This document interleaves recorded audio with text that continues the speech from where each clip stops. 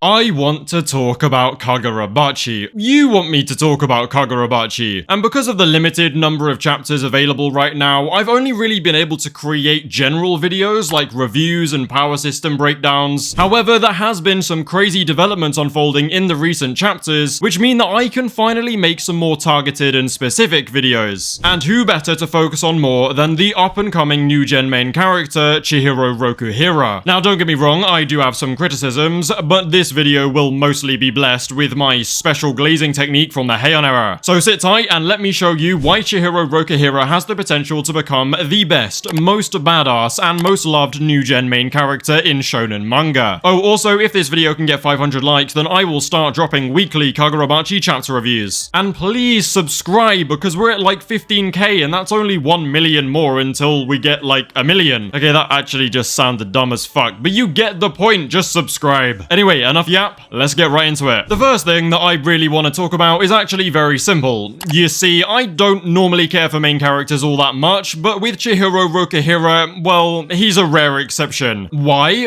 Well, it's because I think Chihiro massively stands out compared to other main characters in that ever since the beginning, he has been a strong, reserved, and driven badass. Don't get me wrong, I do enjoy a zero to hero character like Yuji Itadori, but I normally find that trope kind of boring, and the constant crying from characters like Tanjiro and Deku drives me up the wall. Anyway, Chihiro is a prime example of how you don't need to start off weak to have good development as a character. I mean, sure, he is going to need to get way stronger, but I love that we just get straight to the point with him being a badass. My favorites are normally the overpowered side characters like Yuta, Gojo, Levi, Roy Mustang, and so on and so on. What I love about Chihiro, though, is that he seems like he should be the dark, reserved, and way overpowered side character, but he's actually the main character. And I think it works really well. It's a very refreshing change that's a new experience for me in shonen manga, but bear in mind I am still relatively new to the whole manga game. Within the first couple chapters of the manga, we get some sort of flashbacks that are very efficiently telling us everything we need to know about Chihiro's goal and motivation. And then we just get straight to the point trying to achieve those goals. It's still too early to tell for sure, but I think Chihiro's development will follow the plot's progression as we slowly uncover new secrets, new mysteries, and maybe even some completely new motivations. Like I said, we are given the bare minimum context that we need to enjoy the story in the first few chapters, but we barely get anything more than that. Already, we have way more questions than answers, and I think we're going to find these answers alongside Chihiro as he grows and develops as a person and sorcerer. Some examples of these questions are: how did Kunishige create the enchanted blades? What was the Seiti War? And what did the Hishaku really want, and why did they kill Kunishige in the first place? I don't have much real evidence for it yet, but I think a lot of people are also realizing that Kunishige was hiding some very important secrets from Chihiro. Secrets that, when revealed, might change Chihiro's whole perception of his dad and his ideologies that he learned from him. Honestly, it kind of reminds me of Attack on Titan. Like, straight away, you get the bare minimum context and sad backstory for Eren when his dear old MILF of a mother gets turned into a bite-sized snack. Everything seemed as simple as taking revenge by killing the Titans, but as the plot progresses, it gets even deeper and more complex, leading to Eren, you know, doing what he did. Now, I'm not saying Chihiro will start the rumbling, but it does kind of feel similar the way that the story is progressing. The questions will continue to build, and the plot will only get more complex as we continue, which will eventually lead us to Kunishige Rokuhira's secrets. Again, I could be way off the mark, but based off what I've read, it seems that is the way that we are headed. And I can't wait to get more information so that I can start cooking proper Kagurabachi theory videos. I mean, if there is one thing I am certain of, it's that Kagurabachi's plot will get deeper than simply reclaiming all 7 blades. Meaning that the closer we get to achieving that goal, the closer we are to a massive bombshell being dropped on us. Something that supports my theory of Kunishige having some major secrets is the question of why he made a 7th enchanted blade known as Enten for his son Chihiro. Enten is not only my favorite enchanted blade, but it is the one wielded by the main character himself in an unbelievably awesome way. I mean, just look at this panel from chapter one. We see the backstory and then bam, we transition straight into Chihiro being an absolute monster. What I want to point out though is that a lot of emphasis has been placed on the idea of an enchanted blade user gradually becoming in sync with the blade and deepening their understanding of its sorcery over time. Chihiro has already demonstrated this by developing an extension of Kuro called Kuro Shred, and Chihiro isn't the only one to deepen their understanding since Sojo did the same thing with Cloud Gouger. I am certain that this concept of deepening their connection to the blade is being heavily emphasized for a reason, and I also think we aren't even close to seeing Enten's full capabilities. I don't know what for, but I think Kunishige made Enten for a special purpose. As Chihiro grows and develops as a person and as a sorcerer, so will Enten, leading to even more output and maybe even some new moves like Kuro Shred. Chihiro and Enten are tied together with a very important role to play, so it makes sense that they will both grow together too. It's also just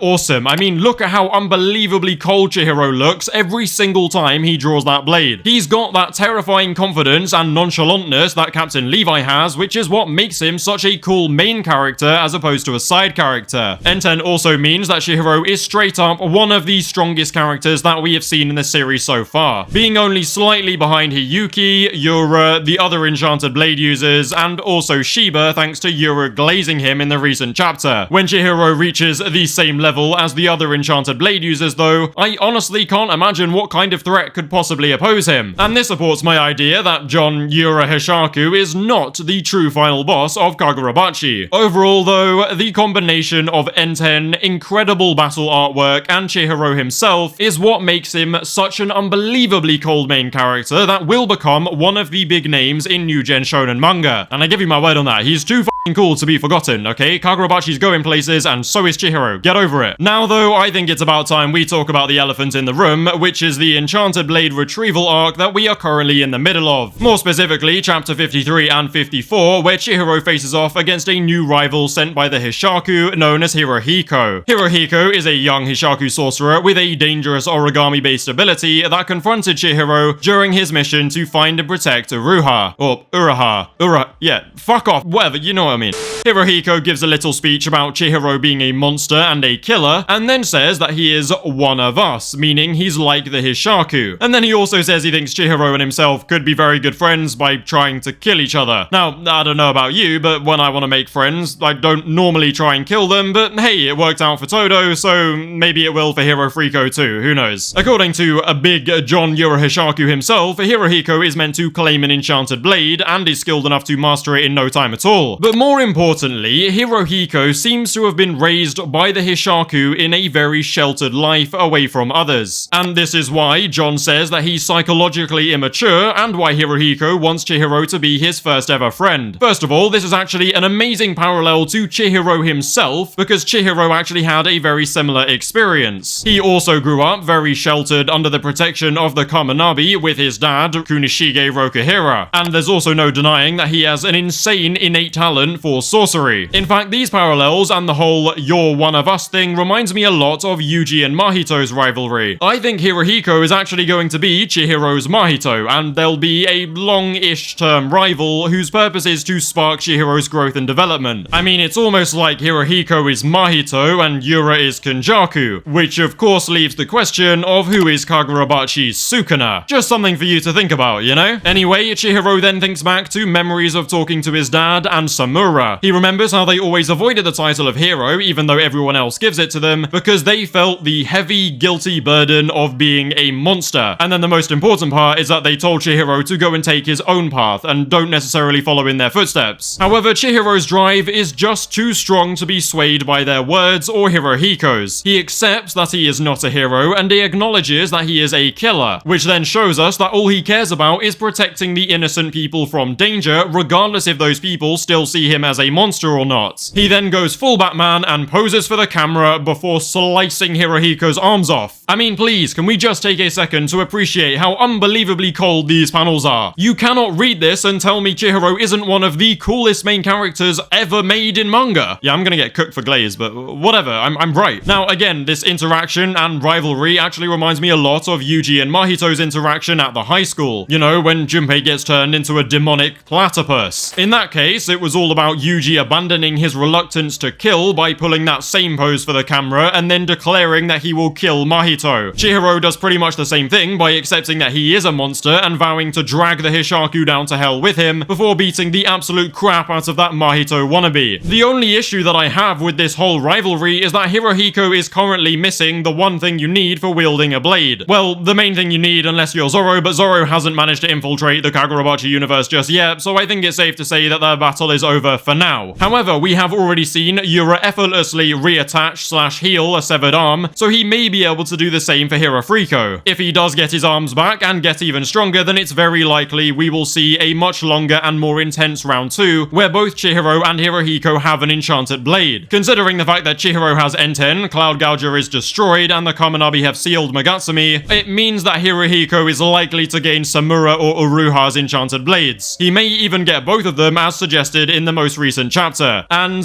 you know what that means, don't you? Like, if he gets the blades, it means that Samura and Uruha are probably cooked, so don't go getting attached to them. And I say don't go getting attached, but Samura is already in my top 3, and I honestly don't have the energy for another Nanami incident, but unfortunately I think it is coming pretty soon, which sucks. Overall, this new rivalry between Chihiro and Hirofriko is in very early development, but I see it evolving into something amazing and will be a tool for Chihiro's growth both as a character and as a sorcerer. Overall, Chihiro Rokuhira is a f***ing badass main character, and he will only get better from here on out, especially if this rivalry with Hirofriko goes down the way that we talked about. As always, leave a like and subscribe if you enjoyed the video. Be sure to drop me a comment below if you want me to make weekly Kagurabachi chapter reviews. Feel free to join the Discord and follow me on Twitter, links below. Thank you guys for watching, and I will see you in a bit.